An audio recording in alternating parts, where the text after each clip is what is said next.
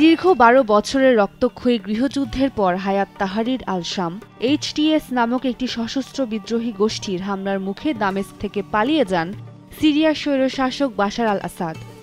এর মধ্য দিয়ে অবসান ঘটে অর্ধ শতাব্দীর বেশি সময় ধরে শাসন করা আসাদ পরিবারের। ইতিহাসের পাতায় জায়গা করে নেওয়া এ এক অবিশ্বাস্য ঘটনা। কোরআনের কথা যেন জীবন্ত হলো সিরিয়ার মাটিতে।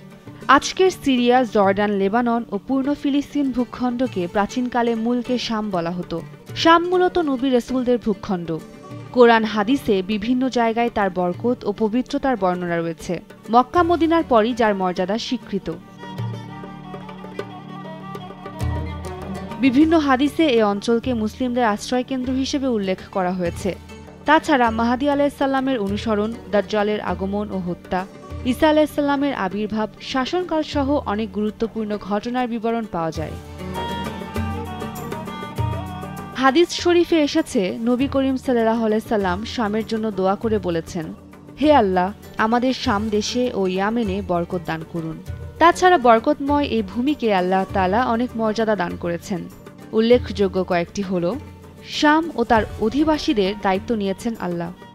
ইবনু হাওয়ালা রাদিয়াল্লাহু তাআলা আনহু থেকে বর্ণিত, রাসূলুল্লাহ সাল্লাল্লাহু আলাইহি সাল্লাম বলেছেন, শিগগিরই ইসলামের ব্যাপক প্রসার ঘটবে যখন জিহাদের জন্য ৩টি সেনাদল গঠিত হবে: সিরিয়ার সেনাবাহিনী, ইয়েমেনের সেনাবাহিনী ও ইরাকের সেনাবাহিনী।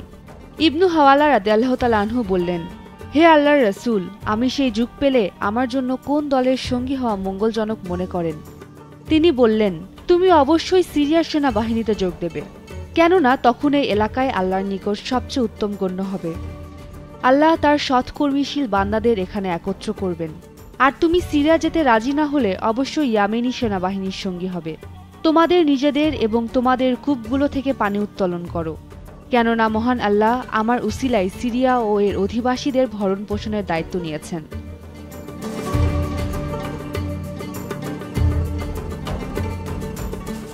শাম হবে হাসরের ময়দান।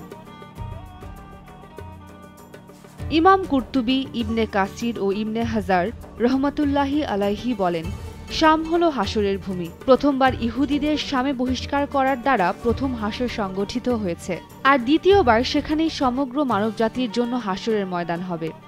হাদিস শরীফে এসেছে, হাকিম বিন মুয়াবিয়া রহমতুল্লাহি আলাইহি তার পিতা থেকে বর্ণনা করেন, রাসূলুল্লাহ সাল্লাল্লাহু আলাইহি সাল্লাম বলেছেন, সেখানেই তোমাদের হাসর হবে, সেখানেই তোমাদের হাসর হবে, সেখানেই তোমাদের হাসর হবে। তখন লোকেরা আরোহী, পদাতিক ও অধোমুখী এই 3টি দলে বিভক্ত হয়ে যাবে।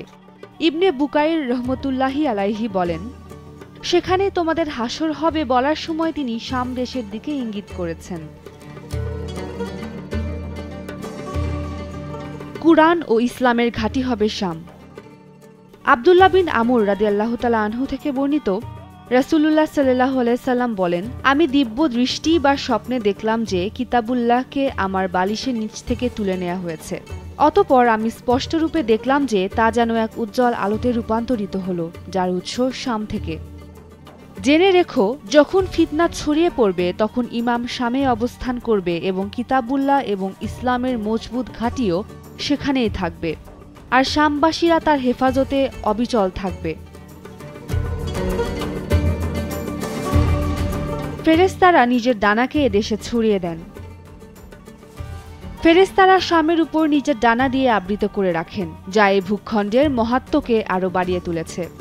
যায়েদ বিন সাবেত রাদিয়াল্লাহু তাআলা আনহু বলেন, আমি নবী করিম সাল্লাল্লাহু আলাইহি সাল্লামকে বলতে শুনেছি, শামের জন্য সৌভাগ্য, শামের জন্য মারহাবা। আমি বললাম, শামের জন্যই কেন? তিনি উত্তর দিলেন, ফেরেশতারা শামের উপর নিজের ডানা ছড়িয়ে দেন। আল্লাহর সাহায্যপ্রাপ্ত দল শামে অবস্থান করবে। নবী করিম সাল্লাল্লাহু আলাইহি সাল্লামের বর্ণিত সাহায্যপ্রাপ্ত বিজয়ী দলটি শামে অবস্থান করবে।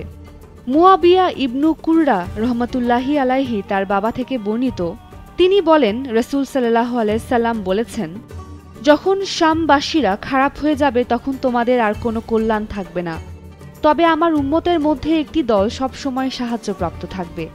যেসব লোক তাদের অপমানিত করতে চায় তারা কিয়ামত পর্যন্ত তাদের কোনো ক্ষতি সাধন করতে পারবে না। অন্য হাদিসে এসেছে, সাদ ইবনে আবি ওয়াক্কাস রাদিয়াল্লাহু তাআলা আনহু থেকে বর্ণিত, তিনি বলেন, রাসূলুল্লাহ সাল্লাল্লাহু আলাইহি সাল্লাম বলেছেন, পশ্চিম দেশীয়রা বরাবর হকের উপর বিজয়ী থাকবে কিয়ামত পর্যন্ত। শামে অবস্থানের জন্য নবীজির ওসিয়ত। নবী করিম সাল্লাল্লাহু আলাইহি সাল্লাম তার উম্মতকে শামে অবস্থানের জন্য ওসিয়ত করেছেন। আব্দুল্লাহ ইবনে উমর রাদিয়াল্লাহু তাআলা আনহু থেকে বর্ণিত, নবী করিম সাল্লাল্লাহু আলাইহি সাল্লাম বলেছেন, কিয়ামতের আগে হাজরামাউত সাগর বা এলাকা থেকে আগুন বের হয়ে মানুষকে এক জায়গায় একত্র করবে। সাহাবায়ে কিরাম রাদিয়াল্লাহু তাআলা আনহু জিজ্ঞেস করলেন, ইয়া রাসূলুল্লাহ, তাহলে তখন আমাদের প্রতি আপনার নির্দেশ কি? তিনি বললেন, তখন শামের ভূমিকে আঁকড়ে ধরবে।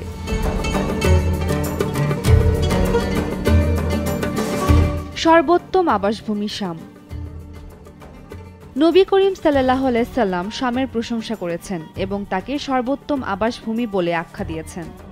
আবু দারদা রাদিয়াল্লাহু তাআলা আনহু থেকে বর্ণিত, রাসূলুল্লাহ সাল্লাল্লাহু আলাইহি সাল্লাম বলেন, যুদ্ধের দিন মুসলিমদের শিবির স্থাপন করা হবে গুতা নামক শহরে, যা সিরিয়ার সর্বোত্তম শহর দামেস্কের পাশে অবস্থিত। কিয়ামত পূর্ব ঈসা নবীর অবতরণের স্থান হবে শাম। ঈসা বিনতে মারিয়াম আলাইহিস সালামের অবতরণের স্থান হল শাম। নাওয়াস বিন সামান রাদিয়াল্লাহু তাআলা আনহু থেকে বর্ণিত, নবী করিম সাল্লাল্লাহু আলাইহি সাল্লাম বলেছেন, আল্লাহ তাআলা ঈসা ইবনে মারিয়ামকে প্রেরণ করবেন। তিনি দুজন ফেরেশতার কাঁধের উপর ভর করে ওয়ারস ও জাফরান রঙের জোড়া কাপড় পরিহিত অবস্থায় দামেস্ক নগরীর পূর্ব দিকের উজ্জ্বল মিনারে অবতরণ করবেন।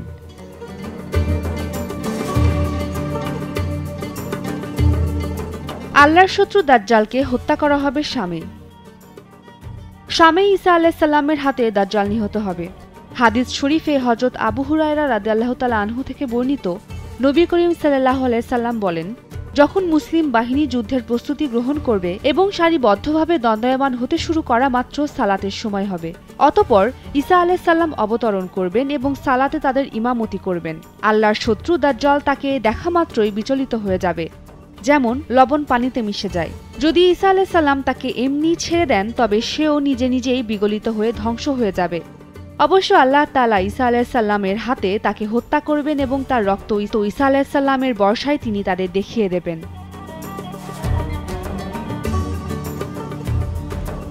খাঁটি মুমিনদের বাসস্থান শাম। খাঁটি মুমিনদের বাসস্থান হল শামের পবিত্র ভূমি।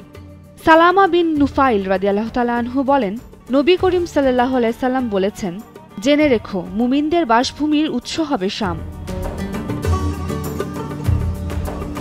কিয়ামত পূর্ব শাম হবে নিরাপদ ও ফিতনামুক্ত। কিয়ামত পূর্ব শাম নিরাপদ ও ফিতনামুক্ত থাকবে। ইমাম ইবনে আসির রহমতুল্লাহি আলাইহি বলেন, ইসলামের মূল উৎস হবে শাম, যেন রাসূলুল্লাহ সাল্লাল্লাহু আলাইহি সাল্লাম ফিতনার যুগের দিকে ইঙ্গিত করেছেন। অর্থাৎ শাম তখনও নিরাপদ থাকবে এবং মুসলিমরা সেখানে ফিতনামুক্ত থাকবে। উম্মে রুম্মান ক্রান্তি, ডেইলি সান।